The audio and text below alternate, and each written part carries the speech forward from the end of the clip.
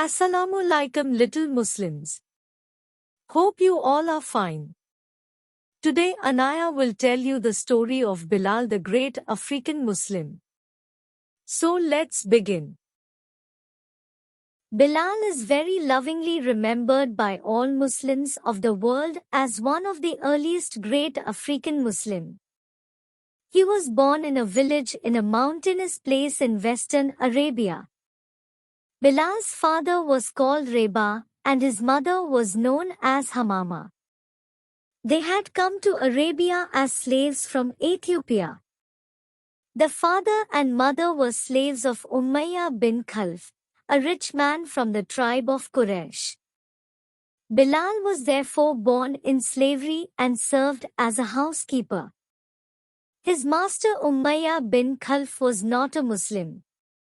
When Bilal was about the age of 40, it was the time when Prophet Muhammad alayhis salam started teaching the new religion of Islam. Bilal was attracted by the teaching of Prophet Muhammad alayhis salam. He accepted the religion of Islam and became a Muslim. When Umayya bin Khalf and his family went to worship idols, Bilal would pray to Allah as taught by Islam. In the early days of Islam, the tribe of Quraysh, who were strong and many and lived in and around Makkah, disliked Islam.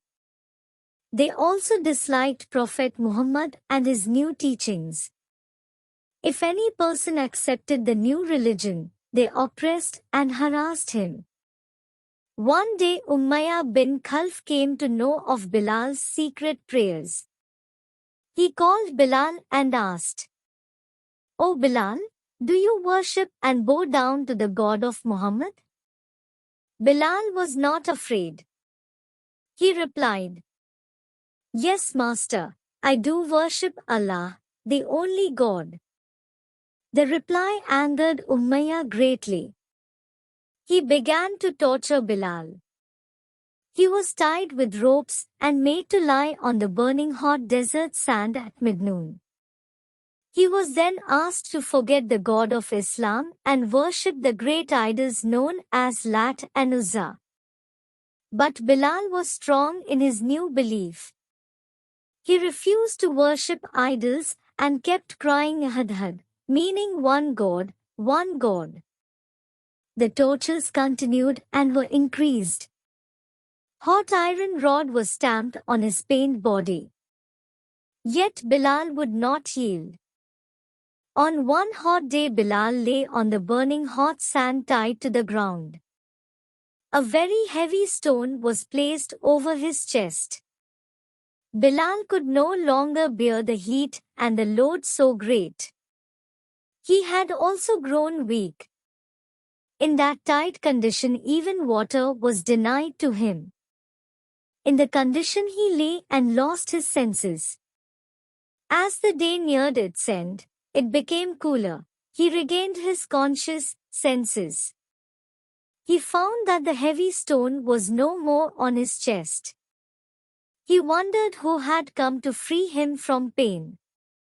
His heavy eyes slowly opened only to look at the bright smiling face of Prophet Muhammad alayhis salam.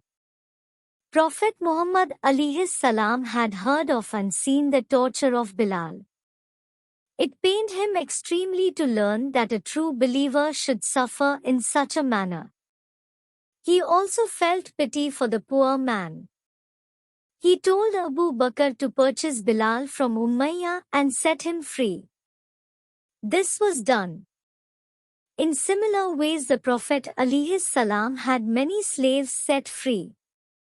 He insisted that slaves be treated fairly and kindly. By his own conduct he also set such examples. When Bilal first came before the Holy Prophet alayhis salam, he praised the Holy Prophet alayhis salam into poetic lines of his native language. The Prophet asked Hassan bin Thabit to translate it in Arabic. He translated it in words which means, "When in the world, the virtues are described, thou art mentioned as the model of virtues in our midst." Among the slaves from Africa, Bilal was the first to accept Islam. He had a strong faith in Allah and a great love for the Prophet. He had a pure character. Soon he earned high respect of the Prophet alayhi salam and other great Muslims of the time.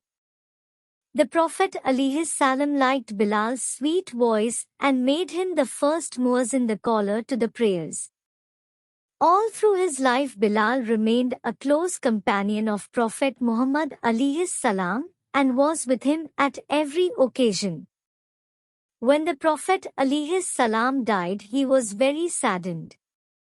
Thereafter all his life he looked grieved and very solemn. He had gone to Medina when the Prophet alayhi salam had migrated.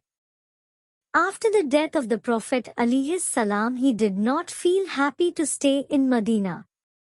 He sadly discontinued giving azan and migrated to Damascus, Syria. He died there after about 8 or 10 years. His grave is still existing in the famous Muslim graveyard in Damascus. People still go to his grave to pay respect and salute him.